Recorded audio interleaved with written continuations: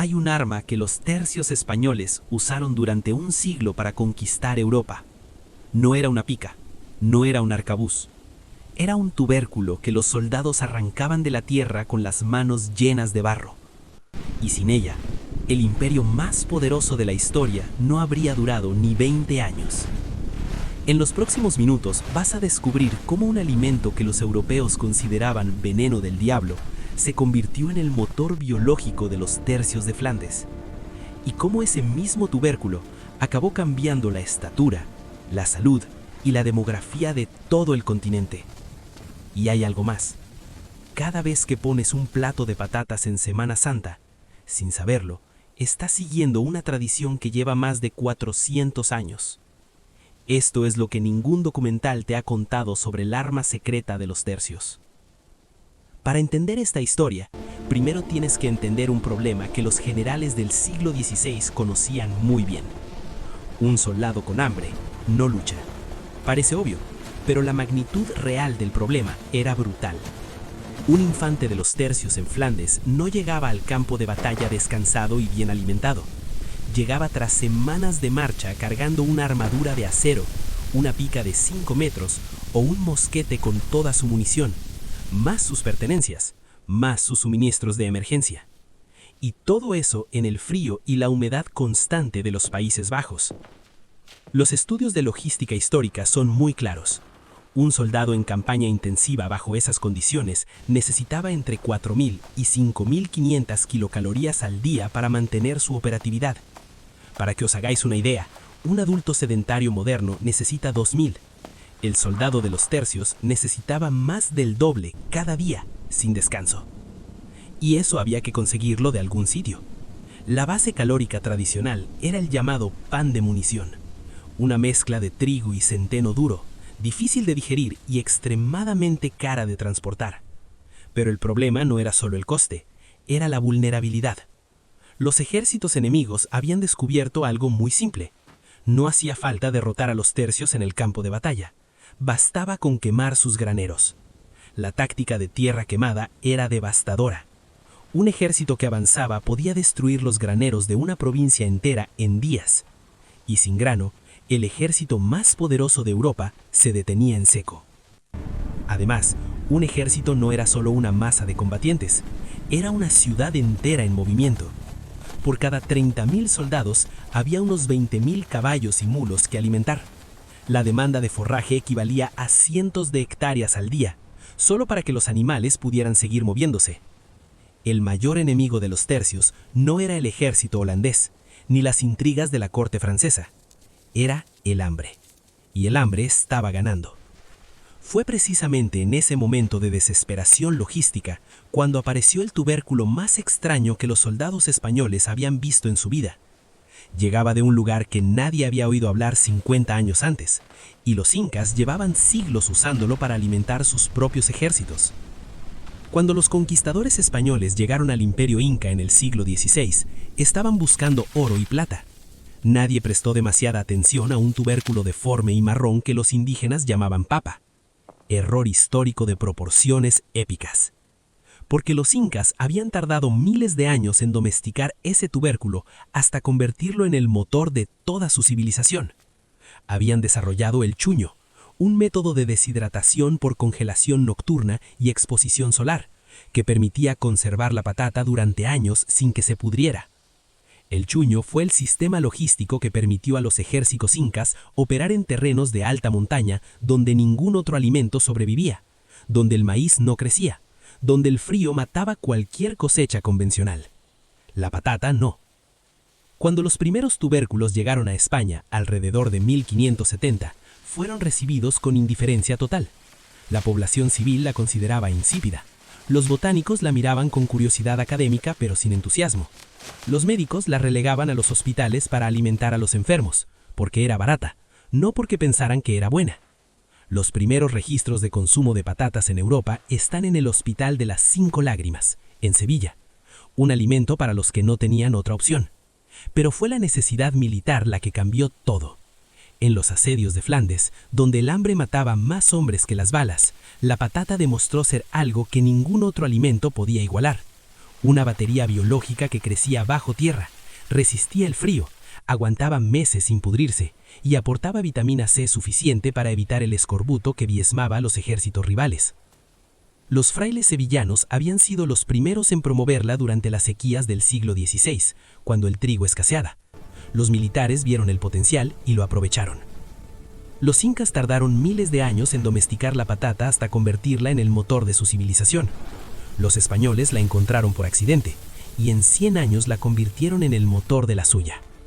Pero antes de llegar a los campos de Flandes, la patata tuvo que superar uno de los obstáculos más absurdos de la historia: la convicción generalizada de que era un veneno del infierno diseñado específicamente para matar cristianos.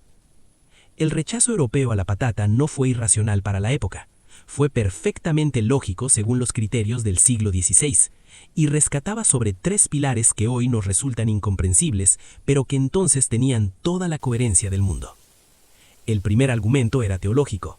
La patata no aparecía mencionada en las Sagradas Escrituras. En una sociedad que buscaba la legitimidad divina para absolutamente todo, incluidos los alimentos, esto era un problema serio. Si Dios no la había mencionado, ¿para qué existía? El segundo argumento, simbólico, resultaba todavía más inquietante. El trigo crece hacia arriba, hacia la luz del sol, hacia Dios. La patata crece hacia abajo, en la oscuridad de la tierra, en la dirección del inframundo. Para los teólogos del siglo XVI, esto no era una metáfora, era una señal física de origen diabólico. El tercer argumento era científico, o lo que pasaba por científico en aquella época. La clasificación botánica de la patata dentro de la familia de las solanáceas encendió todas las alarmas. Sus primas europeas, la belladona, el beleño, el estramonio, eran venenos conocidos y bien documentados. Y había algo peor. Los tubérculos deformes se asemejaban, según los médicos de la época, a los miembros afectados por la lepra. La conclusión fue inmediata y completamente sincera. Comer patatas causaba lepra. Pensadlo un momento. En el siglo XVII, los médicos europeos creían que comer patatas causaba lepra porque los tubérculos tenían formas irregulares. La misma lógica con la que un niño de 4 años decide que no le gusta algo porque tiene mal aspecto. Esa era la medicina oficial de la época. Así que la patata tenía un problema de imagen enorme. Era del diablo, causaba lepra y Dios no la había mencionado. No es el mejor punto de partida para convertirse en el alimento más importante de Europa. La solución vino, paradójicamente, de los mismos preceptos religiosos que habían creado parte del problema: la Cuaresma. El periodo de ayuno y abstinencia de carne previo a la Semana Santa necesitaba alimentos que aportaran calorías sin ser carne, y aquí la patata tenía una ventaja inesperada. Su bajo prestigio social la hacía perfecta para el espíritu de penitencia y austeridad de la época. Era fea, era humilde, era exactamente el tipo de alimento que uno debía comer cuando hacía penitencia. Pero su valor energético era altísimo, así que el soldado que guardaba las murallas durante Semana Santa, ayunando de carne, no desfallecía si tenía patatas, aguantaba la guardia, aguantaba la marcha. De esta forma, la patata entró en la dieta española primero como alimento de enfermos y pobres, luego como alimento de penitencia y finalmente como alimento de guerra. Y la próxima vez que comáis un potaje de Cuaresma, recordad que estáis siguiendo exactamente el mismo camino que los soldados de los tercios.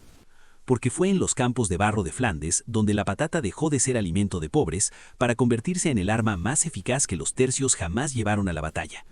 Un arma que ningún enemigo sabía cómo destruir. En la guerra del siglo XVI, destruir el suministro alimentario del enemigo era una estrategia completamente normal, perfectamente aceptada, ampliamente practicada. Quemabas los graneros de una provincia y condenabas a hambre a la guarnición y a la población civil. Eficaz, barato y sin necesidad de arriesgar ni un solo soldado propio en combate directo. La patata rompió esa lógica de una forma que los estrategas militares de la época tardaron demasiado en comprender. Un campo de trigo o centeno es perfectamente visible desde lejos. Sus graneros son identificables desde kilómetros. Una antorcha destruye años de trabajo en minutos. Un campo de patatas es invisible. El tubérculo está bajo tierra, protegido de los incendios superficiales, oculto completamente a los ojos del enemigo. Y destruirlo no era quemar nada sino excavar cada metro cuadrado de terreno a mano. Ningún ejército en movimiento podía permitirse ese esfuerzo. La patata esperaba pacientemente bajo tierra hasta que los soldados españoles regresaban a recogerla. Los tercios comenzaron a cultivar patatas a lo largo del camino español, la ruta terrestre de 1.100 kilómetros que conectaba el milanesado con Bruselas y que era la arteria logística del imperio. Crearon, sin proponérselo oficialmente, una red de suministro subterráneo en territorios que el enemigo consideraba devastados. Mientras los ejércitos rivales morían de hambre en las llanuras de Alemania o Francia, las unidades españolas encontraban en la tierra el combustible que necesitaban para seguir marchando. El enemigo podía quemar lo que veía, no podía quemar lo que estaba escondido. La patata además aportaba algo que el pan de munición no podía dar: vitamina C. Sin ella aparecía el escorbuto, la enfermedad que diezmaba a los marineros y a los ejércitos en asedios prolongados. Los soldados que comían patatas regularmente eran físicamente más resistentes a las enfermedades de campaña, duraban más, combatían mejor. Y luego está la historia del asedio de Leiden en 1574. Los tercios asediaron la ciudad holandesa durante meses en condiciones de frío y humedad extremas. Los rebeldes holandeses finalmente rompieron los diques, inundaron la zona y forzaron la retirada española. Los tercios levantaron el campamento apresuradamente. La tradición holandesa cuenta que un niño encontró en el campamento abandonado una olla con hutspot, un guiso con carne, zanahorias, cebollas y patatas, y que los holandeses celebraron el hallazgo como una curiosidad de sus enemigos derrotados. Lo que esos holandeses no sabían era que esa olla representaba exactamente aquello que les había mantenido a raya durante meses, que los tercios habían aguantado ese asedio en el barro y el frío de Flandes precisamente porque tenían ese combustible. El enemigo celebró encontrar la patata, ni se imaginaba que los españoles llevaban años usándola para ganarles batallas. Pero la historia de la patata no terminó en los campos de Flandes, porque una vez que los soldados regresaban a casa, la patata venía con ellos, y lo que hicieron con ella en los siguientes 100 años cambió la demografía de Europa para siempre. Los números son los que son, y en este caso son difíciles de creer. La población mundial se triplicó entre 1700 y 1900, y la patata fue el factor principal en Europa. Los historiadores económicos le atribuyen directamente hasta el 25 o 26% del crecimiento demográfico total del continente. Pero hay un dato que me parece todavía más revelador. Los reclutas de los ejércitos europeos empezaron a ser más altos. En el siglo XVIII los soldados franceses y prusianos tenían de media casi 4 centímetros más de estatura que sus antepasados de generaciones anteriores. Más masa muscular, más resistencia, mayor capacidad de marcha. La causa era directa y medible. Los niños que crecían con una dieta que incluía patatas recibían mejor nutrición en los años críticos de desarrollo. El efecto tardaba 20 años en hacerse visible, pero era permanente. Literalmente había cambiado la anatomía del europeo moderno. Una hectárea de trigo podía sustentar a una familia. La misma superficie de patatas podía alimentar a 2 o 3. Eso liberó mano de obra para las ciudades, facilitó la revolución industrial y acabó con las hambrunas estacionales que antes diezmaban a la población cada invierno. Pero la conquista cultural fue más difícil que la logística militar. En Francia el rechazo era todavía muy fuerte a mediados del siglo XVIII. Los campesinos no querían saber nada de la patata. Era comida de pobres, era sospechosa, era peligrosa según los médicos del siglo anterior. Y entonces apareció Antoine Parmentier. Parmentier era un farmacéutico militar francés que había sido prisionero de los prusianos durante la Guerra de los 7 años. Había sobrevivido durante meses gracias a la patata, que era la base de la dieta en las prisiones prusianas, y había llegado a una conclusión muy clara. La patata era perfectamente segura, extraordinariamente nutritiva, y el pueblo francés necesitaba adoptarla cuanto antes. El problema era que nadie le escuchaba. Los argumentos racionales no funcionaban, los estudios científicos no convencían, las campañas de sensibilización caían en el vacío. Así que Parmentier decidió no convencer a nadie. Convenció al rey Luis XVI para que plantara un campo de patatas en Sablons y ordenara a la Guardia Real que lo custodiara con celo durante el día, con soldados armados, con toda la seriedad de la autoridad real. Por la noche, la guardia se retiraba discretamente. Los campesinos, convencidos de que aquello que el rey protegía con soldados armados debía ser un tesoro de enorme valor, robaron los tubérculos y los plantaron en sus propios campos, y se lo contaron a sus vecinos, y en pocos años el cultivo de la patata se extendió por toda Francia gracias a un acto de robo masivo perfectamente orquestado. Parmentier no convenció a nadie con argumentos nutricionales, no publicó estudios científicos, no hizo campañas de sensibilización, simplemente puso guardias y dejó que la naturaleza humana hiciera el resto. La mejor estrategia de marketing del siglo XVIII fue básicamente haz que parezca que está prohibido. En Prusia, Federico el Grande siguió una táctica diferente, pero igualmente eficaz. Convirtió el cultivo de la patata en un deber patriótico, un asunto de independencia nacional, y funcionó igual de bien. España no solo trajo el oro y la plata de América, trajo la energía que permitió a Europa dominar el mundo durante los siglos siguientes. Los tercios conquistaron los campos de batalla con sus picas, la patata conquistó los cuerpos y la demografía de un continente entero, y lo hizo desde debajo de la tierra, sin que nadie se diera cuenta. La próxima vez que alguien te diga que los tercios españoles conquistaron Europa con la pólvora y el acero, acuérdate de esto. Detrás de cada asedio, detrás de cada marcha de 1100 kilómetros por el camino español, detrás de cada soldado que aguantó el frío y el barro de Flandes durante meses sin desertar, había un tubérculo feo, irregular, que los médicos de la época creían que causaba lepra, que los teólogos consideraban de origen diabólico y que nadie quería comer. Un tubérculo que los incas habían domesticado durante miles de años, que llegó a España por accidente, que entró en los hospitales por la puerta de atrás como alimento de pobres y enfermos, que se coló en los ejércitos por necesidad desesperada y acabó salvando el imperio, cambiando la biología de Europa para siempre y alimentando a los hijos y nietos de todos los que lo habían rechazado.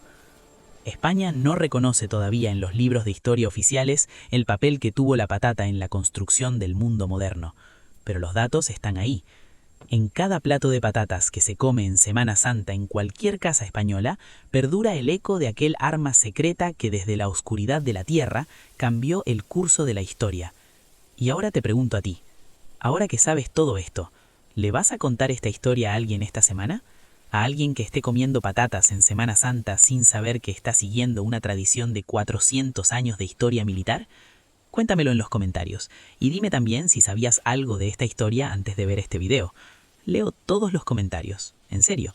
Si este video te ha hecho ver la patata con otros ojos, hay un botón de suscripción ahí abajo. Te lo recomiendo, y no solo por este video, porque tenemos pendiente hablar del trasero del rey más poderoso de Europa, la fístula anal de Luis XIV, la cirugía que inventó nuevos instrumentos médicos que se siguen usando hoy, y el himno que tocaron para animarle durante la operación, el mismo que se convertiría en el himno nacional de Gran Bretaña.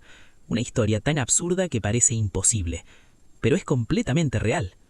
Y también del sueño bifásico, el hábito que todos los humanos tenían antes de que existiera la luz eléctrica, que incluía levantarse a medianoche para hacer cosas que os van a sorprender bastante. Todo eso viene, pronto, sin filtros. Hasta la próxima.